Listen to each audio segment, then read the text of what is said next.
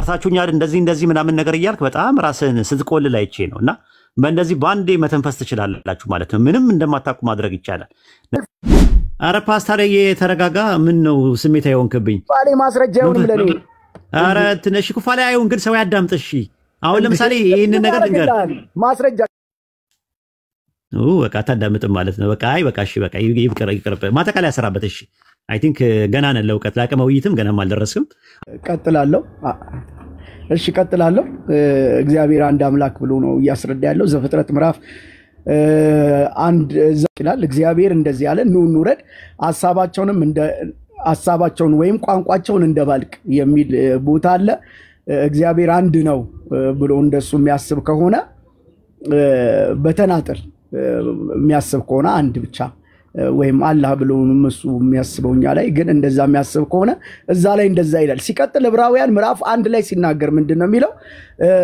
ስለ ልጁ ግን ይልና አምላኮይ ዙፋን ለዘላለም የጸና ነው ይላል። ስለምኑ? ስለ ልጁ ነው የሚያወራው። አምላኮይ ዙፋን ለዘላለም ምን ያለ ነው? የጸና ነው ብሎ ይናገራል። ሁለተኛ ዮሐንስ ወንጌል ምዕራፍ 1 ላይ ሄዳችሁ ስትመለከቱ እንደዚህ የሚል ቃል አለ። አንድ ላይ በመጀመሪያ ቃል ነበር፣ ቃልም በእግዚአብሔር ዘንድ ነበር፣ ቃልም እግዚአብሔር ነበር ብሎ ቃል የኢየሱስ ክርስቶስ ስም እንደሆነ ይሄ የኢየሱስ ክርስቶስ ስም እንደሆነ ደግሞ ዮሐንስ ራእይ ምዕራፍ 19 ላይ ጥቅስ የምትፈልግ ከሆነ በደንብ እሰጣለሁ። ዮሐንስ ራእይ ምዕራፍ 19 ላይ እንደዚህ ይላል፣ ማንም የማያውቀው ከሱ ውጪ ማንም የማያውቀው ስም በላይ በሱ ላይ ተጽፏል ይላል። በግንባሩ ላይ ተጽፏል። ስሙም የእግዚአብሔር ቃል ብሎ ያን ዮሐንስ ወንጌል ምዕራፍ 1 ላይ ያለውን ያን ቃል መልሶ ራእይ ላይ መልሶ ያመጣዋል። ስለማ ስለ ኢየሱስ ክርስቶስ ሲቀጥል ደግሞ ዮሐንስ ራእይ ምዕራፍ 1 ላይ ለዮሐንስ ራእይ ምዕራፍ 1 ላይ ሲናገር ምንድነው የሚለው? እጁንም በላይ ላይ ጫነብኝ ይልና ዮሐንስ እጁን በላይ ላይ ጫነብኝልና አትፍራ አይዞ መጀመሪያውና መጨረሻው አልፋና ኦሜጋ እኔ ነኝ ይላል። መጀመሪያውና መጨረሻው አልፋና ኦሜጋው እኔ ነኝ ብሎ ይናገራል። ሲቀጥል ደግሞ አይ ቲንክ ዮሐንስ ራእይ ምዕራፍ 20 ላይ ይመስለኛል። ዮሐንስ ራእይ ከእግዚአብሔርና ከበጉ ዙፋን ይላል። በሰማይ ላይ ከእግዚአብሔርና ከበጉ ዙፋን ይላል። ስለዚህ በዚህ አይነት መንገድ ኢየሱስ ክርስቶስ አምላክ መሆኑን የሚያስረግጥ ወይም የሚያስረዱ ጥቅሶች አሉ ማለት ነው። እሱ አሁን ያዌ አንድ ነው ብሎ ነው የሚያሳየው። እውነት ነው ሲናገር ምንድነው የሚለው? በብሉይ ኪዳን ጊዜ እስራኤል ሆይ አምላክ ስንት ነው? አንድ አምላክ ነው። ለምን? በብሉይ ኪዳን ጊዜ ጣዖት የበዛበት በጣዖት የሚመራ ህዝቡ ጥቂት ስለነበረ በምድር ላይ የነበረው ህዝብ ቁጥር ትንሽ ነው። በጣዖት የሚመራ ስለነበረ እግዚአብሔር በምንም ደግሞ ስለማይመሰል በምንም ልትመስሉኝ አትችሉም፣ በምንም ቅርጽ ልታወጡልኝ አትችሉም ደቂቃ ጨርሰን ፓስተር ብሎ ስለተናገረ እሺ አመሰግናለሁ። ደቂቃ ጨርሰን እሺ ቀጥታ መረስ ደቂቃ አለ።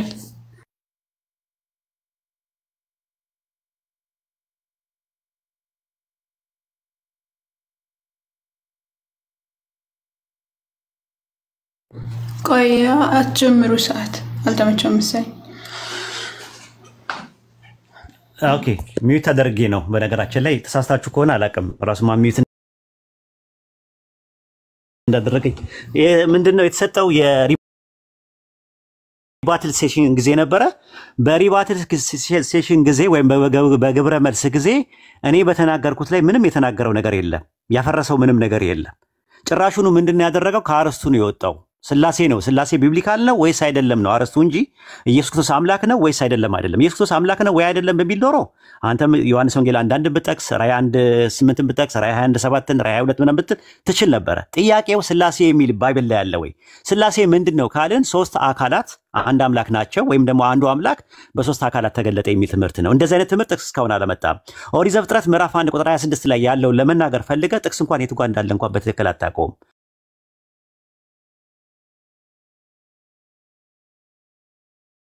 ዘፍጥረት 1:26 ላይ የት ጋር ነው ስላሴን የሚያሳየው? ሶስት አካላት የሚል ነገር የለም። አንድ እግዚአብሔር አለ። ዘዳግም 6:4 ላይ ያለው እየተነጋገረ ነው ያለው። ከማን ጋር ነው እየተነጋገረ ያለው? ምንም የተገለጸ ነገር የለም። ኦሪት ዘፍጥረት ምዕራፍ 11 ቁጥር 6 ስላለው ብለ ደግሞ 15 ብሏል። ኑ እንውረድ ብሏል። አንድ አምላክ አለ። አንድ አምላክ ኑ ብሎ የሚያዛቸው እነማንን ነው? መላእክትን ነው የሚያዛቸው ወይስ ደግሞ የሆኑ ሁለት ዲቫይን ፐርሰን የሆኑ ናቸው የሚያዛቸው? ማስረጃ አላመጣህም። በጨበጣ ነው ዝም ብላ ያስቀመጥከው ነገር ማለት ነው። በተረፈ ስታወራቸው የነበረው በአጠቃላይ ነገረ ክርስቶስ ላይ ነው እንጂ ስታወራ የነበረው ትራይዶሎጂ ላይ ወይም ነገረ ስላሴ ላይ አንድ ጥቅስ እንኳን አልጠቀስክም። ስላሴን ያሳያል አንድ አምላክ ሶስት አካላት አሉት የሚል ባይብል ላይ ወይም ደግሞ እነዛ ሶስት አካላት አብ፣ ወልድ፣ መንፈስ ቅዱስ አንድ አምላክ ናቸው የሚል አንድ ጥቅስ አላመጣ። አንደኛ ጥቅሱ የቱ ጋር እንዳለ እንኳን በትክክል እንኳን አታውቀውም። ዘፍጥረት 1:26 ብሎ መጥቀስ አቅተው ዘፍጥረት ምዕራፍ 2 ላይ ትላለህ። ዘፍጥረት 11:6 ላይ እና 7 ላይ ላለው ብለህ ዘፍጥረት 15 ላይ ትላለህ። ዘፍጥረት 15 ላይ የሚያወራው ሌላ ነው፣ ስለና አብርሃም ታሪክ ነው።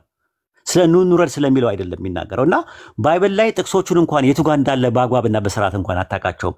እኔ ባነሳዋቸው ላይ ሪፊቴሽን አንድ ጥቅስ ነገር አላመጣህም። ያመጣው ነገር እንደገና ፕሬዘንቴሽን የጠቀሰው ፕሬዘንቴሽኑ ላይም ደግሞ የተጠቀምከው ደግሞ ስለ ስላሴ አይደለም፣ ነገረ ክርስቶስ ላይ ነው ያንተያቀው። ክርስቶስ አምላክ ነው አይደለም የሚለው ምርጫ ሰጥቼ ነበር፣ አልተጠቀምክበትም። ስላሴን ነው ፈልገው ብለን የገባው። ስለዚህ አሁንም ቢሆን ተመለስና ወደ የስላሴ ትምህርት ቢብሊካል ነው ብለህ ካልክ አንድ ሁለት ጥቅሶችን ትንበልና አንድ ሪባትልቴሽን እንሄድና ጥያቄና መልስ እናደርጋለን ኢንሻአላህ። ደቂቃ ነበረ። እሺ ችግር የለውም። ሰለሞን ነው ግን መርቂለት ከፈለግሽ። እሺ መርሐባሽ ቀጥሎ ገናች ለማውራት ለመናገር ያህል የኔን አግሪመንት ምንም አላፈረሰም ብሎ ስለ ስላሴ እያወራ ነበረ። ስለ ስላሴ ዘፍጥረት እኮ ምዕራፍ 2 ላይ ያለውን እኮ አነሳውልህ። ያንን ብታብራራ ዘፍጥረት ምዕራፍ 2 እና 15 ላይ ያለውን ብታብራራልኝ ጥሩ ነው። እኔ አሁን ደግሜ የምጠይቅ ያንን ነው። ስለ ስላሴ አይደል ያልከው? አንድ አምላክ ያህዌ አይደል ብለህ እየጠራ ያለው? እንደ መልክ እንደ ምሳሌያችን እንደ አምሳላችን እንፍጠር ያለው ማንን ነው? ሲቀጥል ኑ እንውረድ ያለው ከየት ነው የሚወርዱት? እነዛ እነማን ናቸው? ቋንቋቸውን እንደባልቅ የተባሉት እነማን ናቸው? ይሄንን እንድታብራራልኝ አመሰግናለሁ። ምንም እኮ አንደኛ አሁንም ስተትን ደገምከው። ዘፍጥረት 1:26 ላይ ነው ያለው፣ ዘፍጥረት 2 ላይ አይደለም። ዘፍጥረት 11:6 ላይ ነው እያልኩ ያለሁት። ኑ እንውረድ የሚለው ያለው ቃል ዘፍጥረት 11:6 እና 7 ላይ ነው፣ ዘፍጥረት 15 ላይ አይደለም። ይሄ የድንጋጤ ምልክት ነው። ምንም ችግር የለውም። አልፋ አለው። እኔ ተጠያቂ መሆን የለብኝም እኮ። እኔ ስላሴ የሚል ነገር ባይብል ላይ የለም። ስላሴ የሚለው ቃል ብቻ አይደለም፣ ሐሳቡ ራሱ ባይብል ላይ የለም ነው እየተናገርኩ ያለሁት። ፈጣሪ አንድ ነው ተብሎ በተባለበት ነገር ሶስት ነው የተባለበት ጥቅስ ባይብል ላይ አታገኝም። አንድም ሶስትም ነው የሚባል ነገር የለም። ትራዩን ጋር የሚባል ነገር የለም። አንተን እንደው ኦሪት ዘፍጥረት ምዕራፍ 1 ቁጥር 26 ላይ አምጥተህ አምላክ እነማንን ነው እንፍጠር የሚለው ብሎ የሚለውን ነገር አንተን ማብራራት ያለብህ። ይሄ ምን ይባላል መሰለ? በርደን ኦፍ ፕሩፍ ፋላሲ ይባላል ማለት ነው። አንተ ማብራራት የሚገባን ነገር ሌላው ጋር ሸክም ማድረግ። እኔ ያ ዘፍጥረት 1:26 ላይ ስለ እኔን ጥቅስ ይደግፈኛል ብዬ አይደለም ያመጣሁት። አንተን ጥቅስ ስለ ስላሴ ያሳያል ብለህ ያመጣው። ዘፍጥረት 1:26 ላይ እግዚአብሔር እየተነጋገረ ያለው ከማን ጋር ነው ለሚለው ነገር አንተ ማብራራት ካልቻልክ እኔ ላብራራው እችላለሁ፣ ያንተን ጥቅስ ማለት ነው። ዘፍጥረት 11:6 ላይ ያለው እንደዛ ነው። ኦሪት ዘፍጥረት ምዕራፍ 11 ቁጥር 6 ላይ እግዚአብሔር ምንድነው ኑ ይላል። ኑ የሚለው ፈንክሽናል ሰቦርዲኔሽን አይደለም።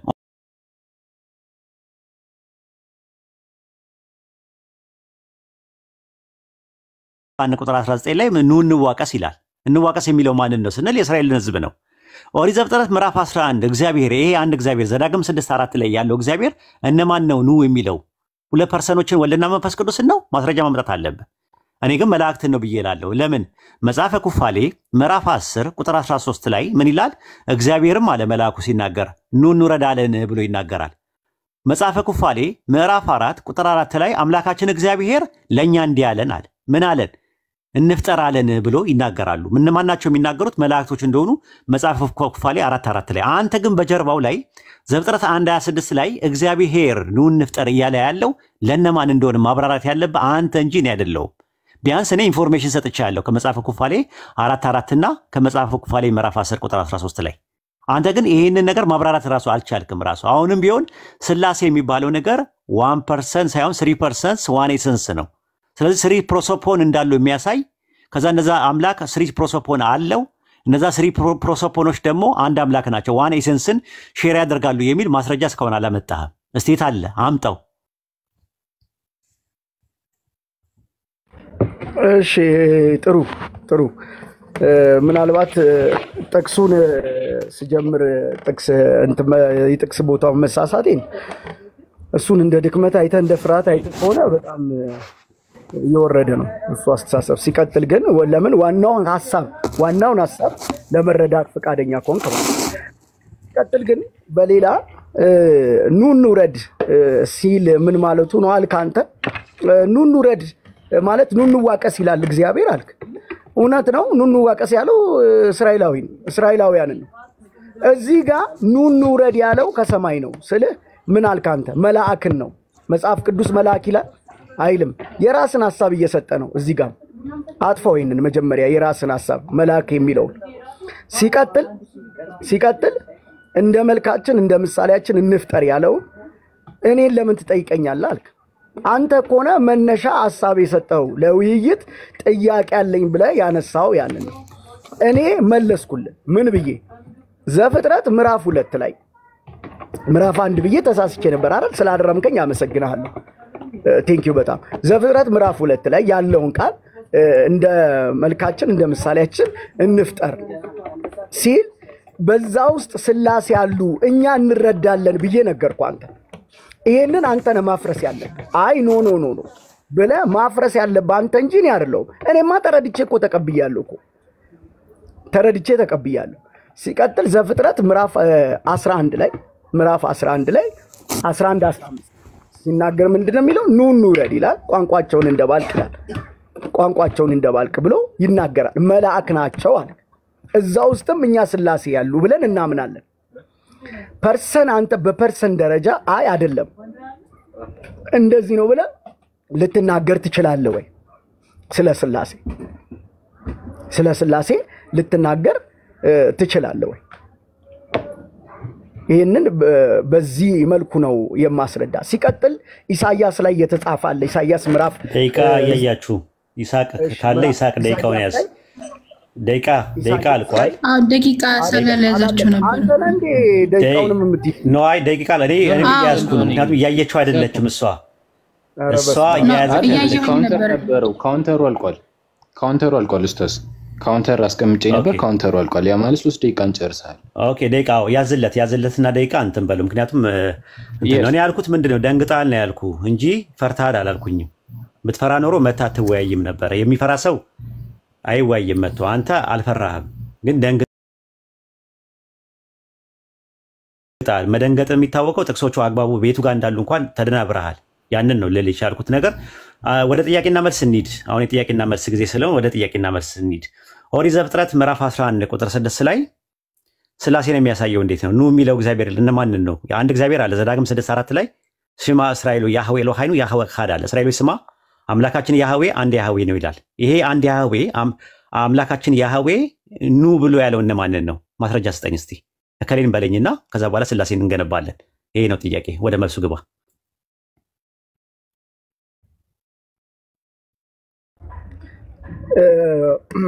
ጥሩ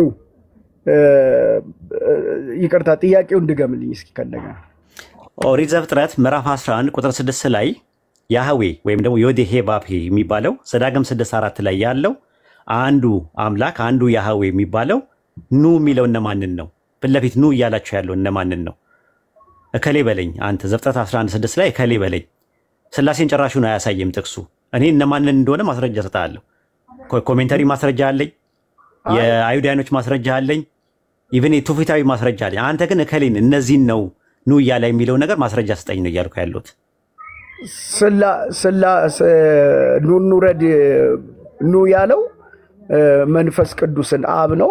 መንፈስ ቅዱስንና ወልድን ነው።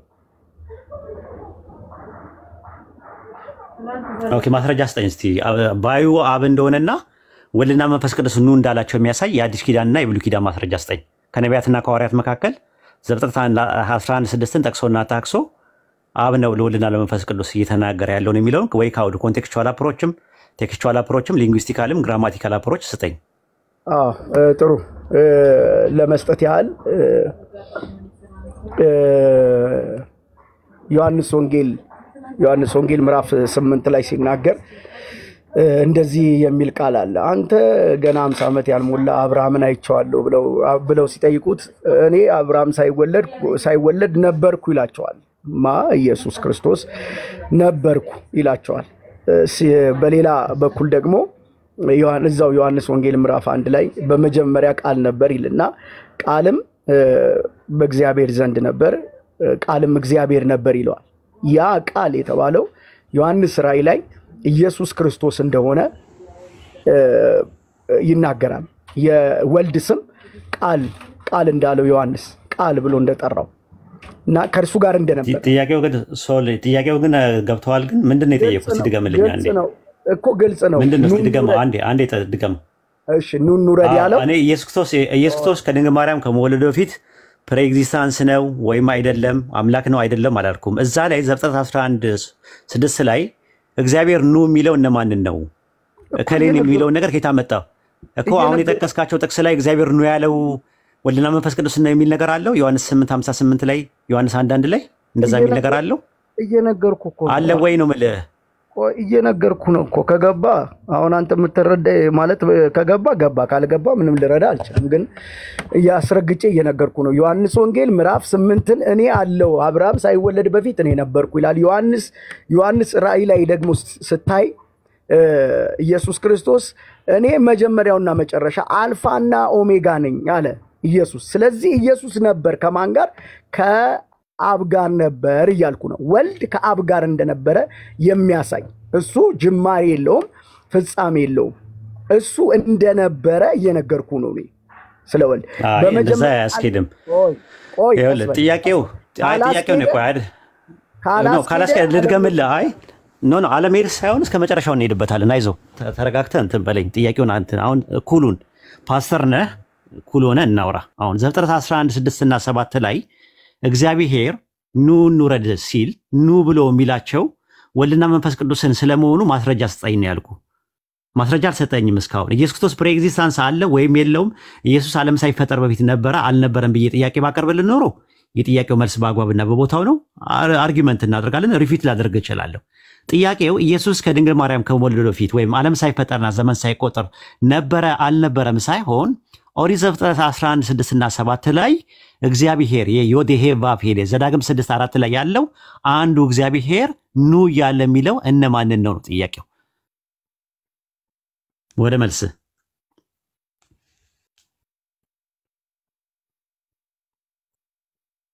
ከዚህ ሌላ መልስ የለኝም። አሁን ከነገርኩ ውጪ መልስ የለኝም። ኢየሱስ ክርስቶስ በዘላለም ከእርሱ ጋር እንደነበረ ወልድ ከእርሱ ጋር እንደነበረ እየነገርኩ ነው እኮ። እነማን? አይ እኔ ጠየቅኩ ስለ ኢየሱስ ፕሬኤግዚስታንስ አልጠየቅኩም እንዴ። ኤግዚስታንስ ነበረ የነበረውን ነው። እነማን ነው? እሺ ቀለል አድርግልህ። ዘፍጥረት ወልድ ነው። ባዩ ማን ነው? ኑ እንውረድ የሚለው ባዩ ማን ነው? ማን ነው ባዩ? ኑ እንውረድ ባዩ ማን ነው? ኑ እንውረድ ያለው ማን ነው? ባዩ ማን ነው? አብ። ማስረጃ ስጠኝ እስቲ ባዩ አብ ስለመሆኑ። ጥሩ አብ ስጠኝ። ይኸውልህ አብ መጽሐፍ ቅዱስ ሲናገር እንደዚህ ይላል። አብን እንደ አባት ወልድ እንደ አባት ነው የሚያየው። መንፈስ ቅዱስም አለ። ነገር ግን አብን እንደ አባት የመሳል ወይም እሱ የተናገረበት ተው ሶልዬ የጠየቁ ጥያቄ ኦሪት ዘፍጥረት 11:6 ላይ ኑ ብሎ የሚናገረው እግዚአብሔር የተባለው ወይም ደግሞ ዮዴሄ ቫቭሄ የተባለው ማን ነው የጠየቁ? አብ ነው ብዬ ነው እንግዲህ እኔ የማስበው። ማስረጃ ስጠኝ እስቲ። በከየት አምጣ ማለት ሶል ነገር ይልበል እንዴ ሌላ ቦታ ሄጄ ብትል ጥሩ። ዘፍጥረት 11 ከየት አምጥቼ በጨበጣ እንዴ ሶል ተው እንጂ በጨበጣ ይሆናል። ከኪሴ አውጥቼ ላውራ? ኧረ ተው ሶል ደስ አይልም ራሱ። ማለት ዘፍጥረት 11:6 ላይ እግዚአብሔርም አለ ነው የሚለው። እግዚአብሔር ስንት ነው? እግዚአብሔር ስንት ነው?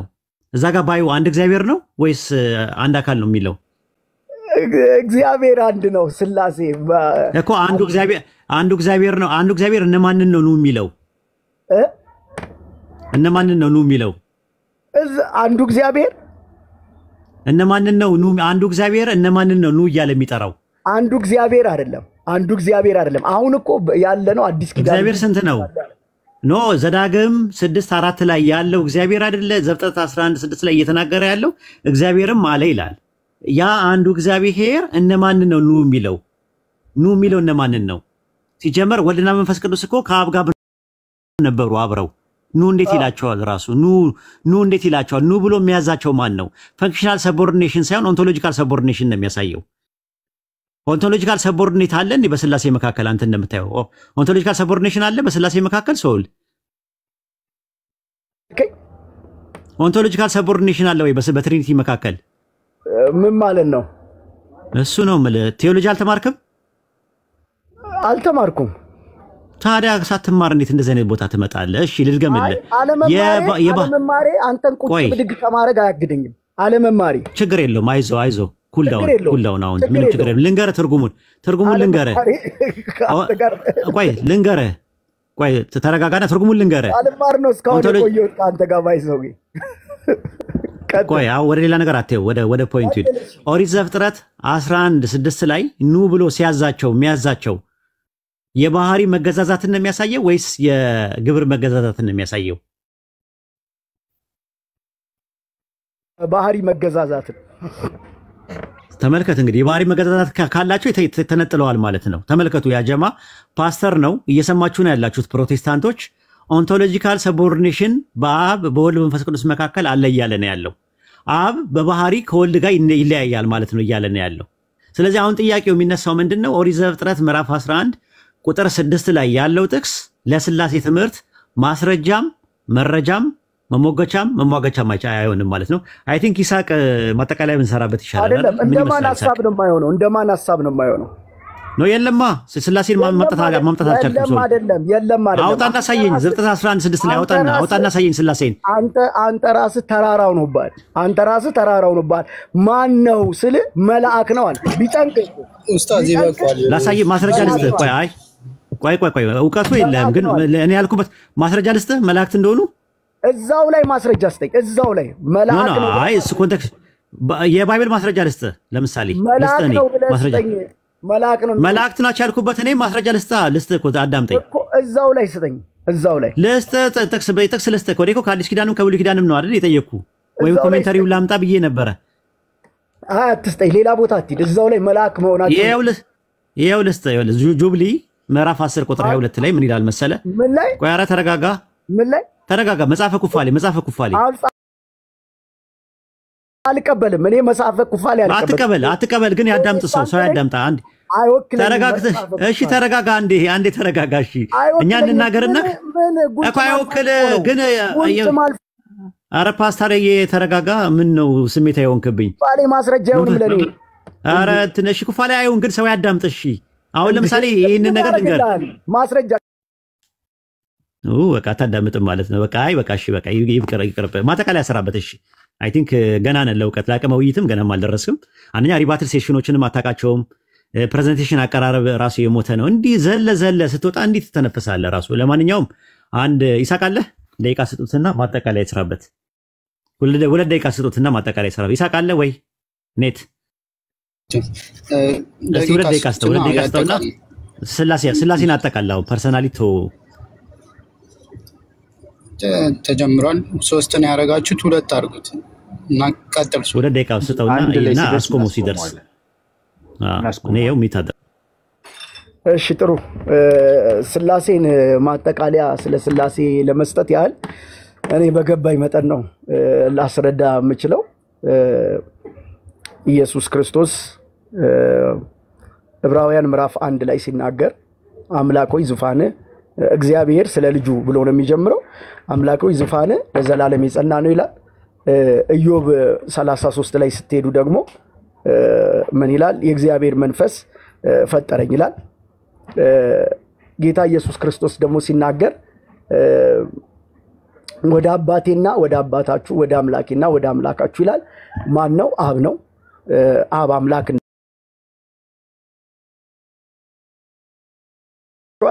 የዘላለም ሕይወት እርሱ ብቻ ነው። ሌላ ሕይወት የለም። ሌላ መዳኛ መንገድ የለም። አትልፉ። መንግስተ ሰማያት መግቢያው ኢየሱስ ክርስቶስ ብቻ ነው። መዳን በሌላ በማንም የለም። የሚዳነው በአንዱ በልጁ በኢየሱስ ክርስቶስ ብቻ ነው። ሌላ በር አትፈልጉ፣ ሌላ መሲህ አትፈልጉ። ኢየሱስ ክርስቶስ መጥቶ ስለ ሰው ልጆች ኃጢአት ራሱን በመስቀል ላይ ሰቅሏል። ሞትን ድል ነስቷል። በአብ ቀኝ ተቀምጧል። እርሱ ዳግም በክብር ተመልሶ ይመጣል። ሞት አለ፣ ፍርድ አለ፣ ያመነ በክርስቶስ ያመነ የዘላለምን ሕይወት ያገኛል ያላመነ ግን ይፈረድበታል ጌታ ኢየሱስ ክርስቶስ ይወዳችኋል እኔም እወዳችኋለሁ ደቂቃ ጨርሰን ፓስተር ኦኬ ልቀጥል ቀጥሉ ስተስ እንግዲህ እንደምታዩት ጥያቄው የሥላሴ ትምህርት ነው እሱ ግን ስለ ሳሊቬሽን ነው ያወራ ያለው ስለ መዳን ነው ያወራ ያለው እንግዲህ ማለት ከካርስቱ ለወጥቷል ኢቭን ርዕስ ራሱ አመራረጥ ራሱ አይችልበትም በርዕስ ማውራት የሚባል ነገር የለም ለዛ ነው ፈርታል አላልኩኝም እኔ ደንግጣል ነው ያልኩት ፍርሃትና መደንገጥ ይለያያል አንድ ሰው ፍርሃት አለማወቅ ነው ራሱ በነገራችን ላይ አለማወቅን ስለሆነ እዚህ ጋር መተ ተዳፍረ መታ ደፍረ አልፈራህም ነገር ግን ደንግጣል ሳታስበው አንደኛ ጥቅሶቹ ባግባባው የቱ ጋር እንዳለው አታውቃቸውም ከርዕሱ ተወጣለህ ሥላሴ የሚባለውን ትምህርት ማብራራት አልቻልክም ሁላ ስለዚህ እኔ የጠየቅኩት ጥያቄ ምንድነው ዘፍጥረት 11:6 ላይ አንተ ያመጣው ጥቅስ ላይ እግዚአብሔር ኑ የሚለው እነማንን ነው ስለ መልስ መስጠት አልቻልክም ጭራሹኑ እኔ መጽሐፈ ኩፋሌ ምዕራፍ 13 ቁጥር 10 ላይ ምዕራፍ 10 ቁጥር 13 ላይ ሲናገር ምንድነው የሚለው መልአኩ ሲናገር አምላካችን እግዚአብሔር ለኛ እንዲያለን ኑ እንረዳለን ብሎ ይናገራል ይሄ እየሰጠው ያለው ባትቀበለው እንኳን ኢንፎርሜሽን ነው ራሱ ታርገም ዮናታ ላይ ስትመለከተው ኦሪት ዘፍጥረት ምዕራፍ 11 ቁጥር 6 ላይ ያለውን የሚጠቀመው ለመላእክቶች ናቸው በፊቱ ለሚቆሙ መላእክቶች አላቸው ነው የሚለው ፈንክሽናል ሰቦርዲኔሽን የሚባል ነገር አምላክ ጋር ከሌለ ኦንቶሎጂካል ሰቦርዲኔሽን ካለ ትንቢተ ኢሳይያስ ምዕራፍ 1 ቁጥር 18 እና 19 ላይ ኑ እንዋቀስ ብሎ ይናገራል ኑ ብሎ ካለ ራሱ ጋር ያሉትን ነገሮች አይደለም ኑ የሚለው አብና ወልድ መንፈስ ቅዱስ በሞድ ኦፍ ኤግዚስተንስ ወይም በኩነት አንድ ላይ ናቸው ያሉት ከተባለ እንዴት ነው አብ ወልድና መንፈስ ቅዱስ ኑ ብሎ የሚላቸው ሎጂካልም አይደለም ራሱ ይሄንን ማብራራት አልቻልክም ያንተን ጥቅስ ላብራራልህ ብዬ ላገዘ እንጂ ሥላሴን የሚያፈርስ ነገር ነው ብዬ አይደለም ያመጣሁት ሥላሴን ግን አይደግፍም ብዬ ነው ያመጣሁት ሥላሴን አይደግፍም ብዬ ያመጣሁት ማጥቅሶችን ጭራሽ ነው ዝር ብላ ላይ ያቸው ራሱና ከኦሪት ዘፍጥረት እስከ ራዕየ ዮሐንስ ድረስ በተመለከተና በታነበው እንደዚህ ታች ላይ ፍንፍን ማለት አያዋጣም ራሱ እኔ ዝም ብዬ ለውቀት አለ ብዬ አይደለም መጀመሪያ ያመጣሁት ፈርታችሁኛል እንደዚህ ምናምን ነገር እያልክ በጣም ራስን ስትቆልል አይቼ ነውና በእንደዚህ ባንዴ መተንፈስ ትችላላችሁ ማለት ነው ምንም እንደማታውቁ ማድረግ ይቻላል ነገር ግን የሚጠቅመው ምንም ነገር የለም ባይሆን ወደ እስላም ብንጠራችሁ ይጠቅማል ትትና ይሻላል መማማር ይሻላል በሚል መንፈስ ነበረ እስከዛሬ ድረስ የምናደርገው ማለት ነው ዛሬ ግን እስቲ ለአንዳንድ ጊዜ ልካቸውን ይወቁ እንደዚህ አይነት ሰዎች ብለን ስላሰብን ነው ወደ ውይይት ያመጣናችሁ እንጂ አይ ቲንክ ላቀመው ውይይት ደርሳለን ብዬ አይደለም ያው እንደው እስቲ ፕሮቴስታንቶች ትንሽ ይማሩበት ትምህርት ያገኙበት ከሚለው አንፃር ነው ጨርሻለሁ ጠቅሳቸውንም ጥቅሶች ቦታቸውን አያውቃቸውም ሁለተኛ ደግሞ ስለምን እያወራ ስለምን ውይይቱ ርዕሱ ራሱ ምንድነው ነገረ ክርስቶስ ነው ወይስ ነገረ ሥላሴ ነው እየተወራ የነበረው የሚለውንም ነገር አያውቁም እንደገና ሪባትን ላይ ደግሞ ምንድነው የሚወራው ሪባትን ላይ ለተነሱት ሐሳቦች ስላነሳቸው ሐሳቦች ምላሽ ነበር መስጠት የነበረበት ግን እሱ ገና እንደ አዲስ ጥቅስ መጥቀስ ነው የጀመረውና ቢያንስ የውይይት መንፈሱ ምንድነው ውይይት ራሱ የሚለውን ነገር አንብቦ ቢመጣ የተሻለ ነበር ሌሎቻችሁም አብሶ ፓስተር ነን እንትና አስተማሪዎች ነን አለው የምትሉ ሰዎች ቢያንስ የሆነች ዕውቀት ይዛችሁ መታችሁ ለተከታዮቻችሁ ራሱ እኛ እኮ እንዲህ አይነት መመር አለን ብላችሁ የምትሉበትን መንፈስ ብታገኙ የሚል ሐሳብ አለኝና በጣም ብዙ የሚቀርህ ልጅ ነህ ብታነብ ቴዎሎጂ ላይ ትንሽ ጥናት ብታረግ አስቡት ሰቦርዲኔሽን ምንድነው እሱን ሁላ አያውቀውምና ያንን ራሱ ተምረህ መጥተህ ቢያንስ ለሌሎችም እኛንም ብታስተምረን መልካም ነው በተረፈ አሪፍ ቆይታ ነበረ እኛ ብዙ ተተመረነበታል የሚጠቀሱ ጥቅሶችን ያዟቸው ስታሲ ሲጠቅሳቸው የነበሩ ጥቅሶችን ያዟቸው ኢንሻአላህ ቪዲዮ ተቀርጿል ብዬ አስባለሁ እሱ እንደም ሄዳችሁ ተከታተሉ የሚጠቀሱ ጥቅሶችን ያዟቸው ለሌላ ጊዜኛም ስንማማር እንትን ስንልበት ይጠቅመናል ስለዚህ ይሄንን አድርጉ ኢንሻአላህ ቀጥሉ ሌሎቻችሁ ማሰብስበት ሰላም አለይኩም ወራህመቱላህ ሰላም ወራህመቱላህ ወበረካቱሁ ዲናቸው ሰላም ነው አልሐምዱሊላህ ያው ኡስታዝ ጀዛከላ አክቹአሊ ውይይቱ ሙሉ ባልኖር መጨረሻ አካባቢ መጥቻለሁኝና በጣም ገራሚ ውይይት ነበረ አላህ ይጠብቀ ግን ያ ጀማዓ የታዘብኩት ነገር መሰላችሁ በጣም አዝኛለሁ ለምሳሌ ያዘንኩት አስቡት። አሁን እስቲ አካውንት ብልኩ ደስ ይለኛል ፕሊዝ። አካውንት ገብታችሁ ብታዩት እኮ ይሰብካል፣ እየሄደ ቤተክርስቲያን ቆሞ ይሰብካል፣ ያስተምራልና አስተማሪያቸው ቤተክርስቲያን ሰባኪ ፓስተሩ እንደዚህ ከሆነ ሌላው ምእመኑ ምን ሊሆነው ጥያቄ።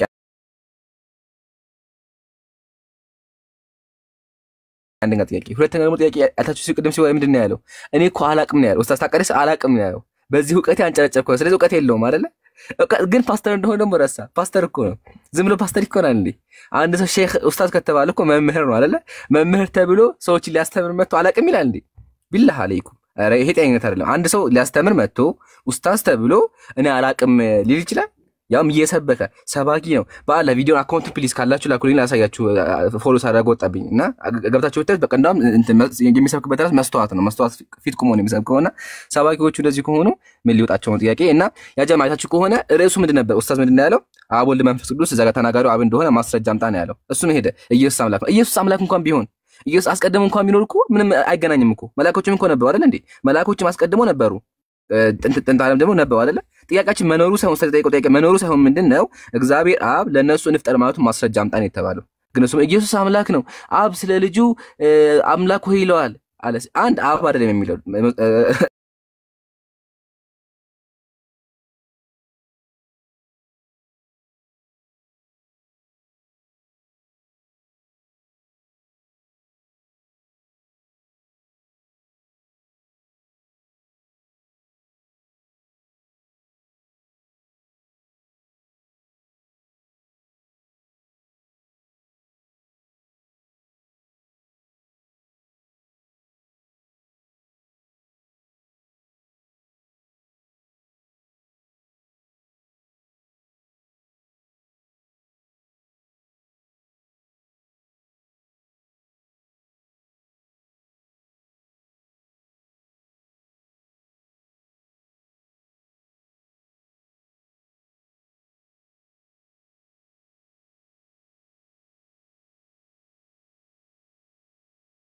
እናመሰጋ አክሮታናል ሁላላ ተጠብቅ ቀጥላ ቡልቡኻሪ እኔስ ለምን ይቅርብኝ 30 ሰከንድም ቢሆን ላውራ። ሰላም አለይኩም ወራህመቱላህ። በአንድ ወቅት ፓስተር ተብሎ የሆነ እንግሊዝ ሀገር ያለ ፓስተር የተናገረው ማን ነው? ጉዳይዲያን ሊያናገረው ፈልጎ የነበረው ማን ነው? የሆነ ስም የለም። ወላሂ አንድ ሰው እንዴት አይዲያ ምንድነው? እንዴት በአንድ ታይትል ላይ ተገድቦ ማውራት ያቀጣዋል? ታይትል እኮ ያስፈልገዋል። አንድ ሰው ሲያወራ መውዱዕ አለ። በቃ ያንን ርዕሰ ጉዳይ ይዞ እንዴት ያወራ? አቅቶት የሆነች ሴት ጋር ያወራ ሰምቼው በጣም የሚያስቅ ውይይት። አንድ መመለስ አይችልም። አዳምጪኝ ቆይ። ከዛ ዲያግራም ይስላል፣ በቻርት ሊያስረዳ ይሞክራል ስላሴን እና መመለስ አቅቷቸው። ግን ለምን በጣም ይገርማል። አሁን ይሄኛውም መጀመሪያ ሳየው በጣም ነው የዘለለው። ምድር አልበቃውም ነበር። በጣም በቃ እኔማ ወላሂ እንዴት ሊወያይ ነው ብዬ በቃ እኔ እንደውም ስልኬን ራሱ መስጂድ ሲሄድ ወላሂ እስክመለስ ድረስ ጨነቀኝ። ቆይ ምን እንደሚያወራ ብዬ ስመጣ አለ አሁንም ገረመኝ በጣም ወላሂ። እና በጣም ዕውቀት በጣም ይቀራቸዋል። እኛ እንደማናቅ አድርገው ያስባሉ፣ ግን በጣም አላዋቂዎች ናቸውና መማር አለባቸው በጣም ወላሂ። ደግሞ አላውቅም አስገድሎ አያውቅም ይባላል። እውነት ነው፣ መማር አለባቸው። ስለ መጽሐፋቸው ራሱ በቂ ዕውቀት የላቸውም። እነሱ እንደሚያስቡት ሙስሊሞች ስለ መጽሐፉ ሳያውቁ ዝም ብለው እንደሚናገሩ ሁሌ ይናገራሉ። እኛ ያለን እኛን ጠይቁን ይላሉ እኮ አንዳንዴ። የመጽሐፉ ባለቤቶች እኛ ነንና እኛን ጠይቁን የሚሉ ናቸው፣ ግን ስለ መጽሐፉ አያውቁም። ነው ይገርማል። ብቻ የተፈጠረው ነገር ገብቶሃል? ግን ኡስታዝ የጠየቀው በምሳሌ እናስቀምጠውና ኡስታዝ የጠየቀው አንድ ቁጥር እየተናገረ ለመሆኑ ማስረጃ አምጣ አለ ኡስታዝ። አንድ ቁጥር እየተናገረ ማስረጃ ተሰር አንድ ቁጥር እኮ ከሁለት ቁጥር ጋር ቆይ አንዴ ልመልስልህ አዳምጠኛ። አንድ ቁጥር እኮ ከሁለት ቁጥር ጋር ነበር። አንድ ቁጥር ሲጀመር እኮ አምላክ ናት አንድ ቁጥር እና አንድ ቁጥር እኮ አስቀድማ ነበረች ይላል። አየህ አይደለ? ፍየል ወዲያ ቁዙምዝም እንደዛ ነገር ይባላልና እንደዛ ነው የሆነው። ጥያቄ ወደዛ በልሶ ወደዛ። እኛ አንድ ቁጥር ከየት መጣች አይደለም። እኛ ኢየሱስ ወሰለም ጥያቄው ምንድነው? ኡስታዝ የጠየቀው ጥያቄ ምንድነው? እዛ ጋር እየተናገረ ያለው አብ እንደሆነ ማስረጃ አምጣ ነው እንጂ ኢየሱስ በዚህ ገባ በዚህ ወጣ አይደለምና እናመሰግናለን። ቀጥሎ ሀበይ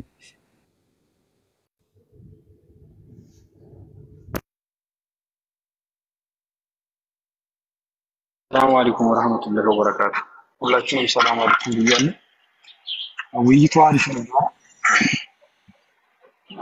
አሪፍ ነበረ። ያው የተወሰኑ ነጥቦችን ለማንሳት በነገራችን ላይ ክርስቲያኖች እኔ በስላሴ ጉዳይ ባትወያዩ እመክራለሁ፣ እንደ ሀሳብ ማለት ነው፣ ወይ ከዝነት አንፃር ማለት ነው። ለምን አሁን ፓስተርዬ ስላሴ ኤግዚስት ማድረጉን መጽሐፍ ቅዱስ ላይ አሳምኖ ቢወጣ እንኳን ቀጣዩ ደግሞ አለ ትልቅ ውሃ የሚያስጠማ ምግብ የሚያስርም ማለት ነው። ስላሴ ስንት አምላክ ነው የሚለው ራሱ ሌላ ዳገት ነው ሌላ ማለት ነው። ስላሴ አንድ አምላክ ነው ወይስ ሶስት አምላክ ነው የሚለው ራሱ እሱ ሌላ ነውና ምኑን ይሄ ምንድነው ምን ስለው አምጥቶ ቆለለው እንደሚባለው ነው የሚሆነውና ስላሴ እኔ እንጃ ሰው እንዴት ስላሴ እንደማይገባው እኔ እንጃ። እኔ በጣም ግራ ይገባኛል። በጣም ነገራችን ላይ አሰላሙ አለይኩም ወራህመቱላሂ ወበረካቱ። ጃቢር ምን እንዳሰበ ልንገርህ የነበረውን ነገር ዲያቆን መምህር በረከት አዝመራውን ውይይት ጥሪ ልናደርግለት ነበረ ያሰብነው የነበር ነው። ከኦርቶዶክስ ቤተ እምነት ውስጥ እስልምና ላይ የልቦና ችሎት የሚል መጽሐፍ ጽፏል። ስትምታክ ከሆነ በእስልምና ላይ በጣም ይሰራል ተብሎ በጣም ሪሰርች ሰርቷል የሚባል ሰው ነው። መምህር በረከት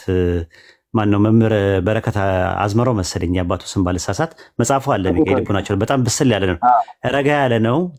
ረጋ ያለ ሰው ነው። በጣም ረጋ ያለው በጣም ሙቀት ያውቃል። ከነ ዲያቆን ያረጋል አበጋዝ ጋር ምናምን ነገር የሚወዳደር ነው በእውቀቱ ተብሎ ነው በቤተክርስቲያን እንደሚለው እና የውይይት ጥሪ እናደርግለትና በሰው ምንድነው አንድ ሰው እንልካለን ብለን ነበር ያሰብነው የነበረው።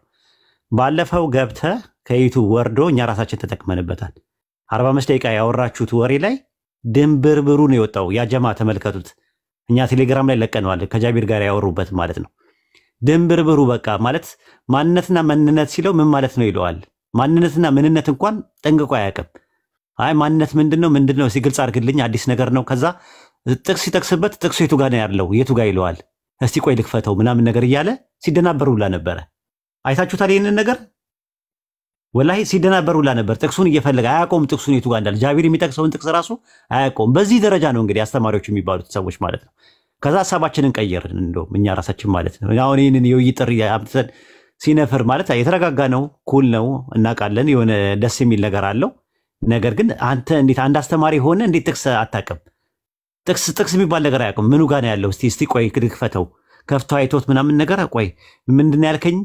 ማንነትና ምንነት ምን ማለት ነው? ማንነትና ምንነት ትሪኒቲ ላይ እንግዲህ የጻፈ እንግዲህ ትሪኒቲ ላይ ነው። ትሪኒቲ ልክ የአላህን አትሪቢዩትን ልክ እንደ ፐርሰን አድርጎ ነው የወሰደው። አላህ 99 ስሞች አሉት። አላህ 99 ባህሪያቶች አሉት።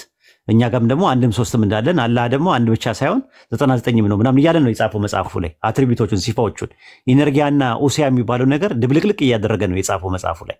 ብስለት አለው፣ እውቀት አለው፣ እርጋታ አለው እናምናለን። ነገር ግን ጃቢር በቀደም ያስገባውን እኔ ቴሌግራም ላይ ከእንደገና ፒን አደርግላቸዋለሁ ከፈለጋችሁ። 45 ደቂቃ ነው ያወሩት። ጭራሹኑ ምንም ማነው ማርያም የወለደችው ማንን ነው? አልተመለሰም። አምላክን የቀሩ አምላኮች አሉ ወይ? አዎ ይልና ተመልሶ ደግሞ እጥፍ ይላል።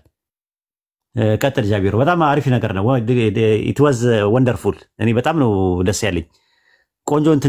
ቆንጆ ነበር የነበረውና ጥያቄ ለሚጠየቀው ጥያቄ ዳይሬክት አይመልስም ነበረ።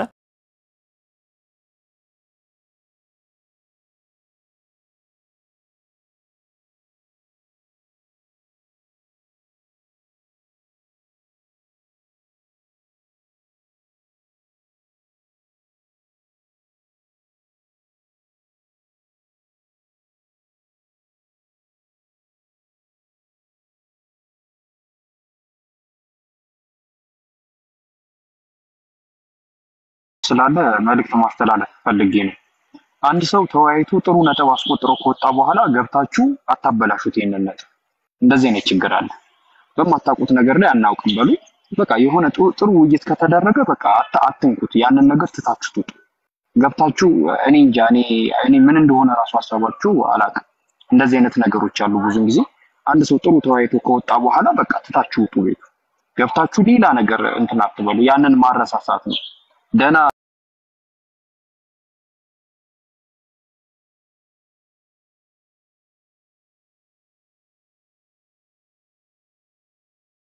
ምሳሌ መጽሐፍ ቅዱስ ቢነበብም ባይነበብም የሚጠቅሙ በጣም ብዙ እንትኖች አሉ። ምዕራፎችም አንቀጾችም አሉ ምንም ጥቅም የሌላቸው ማለት ነው። ህይወት ላይ ምንም አሁን መኃልይ ላይ የሆነ አንድ ቁጥር ወይ ምዕራፍ 4 ቁጥር 5 ላይ ብትወስዱት ምንም ጥቅም የሌለው ምዕራፍ ነው። አንድ ክርስቲያን ይህንን መጽሐፍ አንብቦ የሚጠቀመው ነገር አለ ብዬ አላስብም።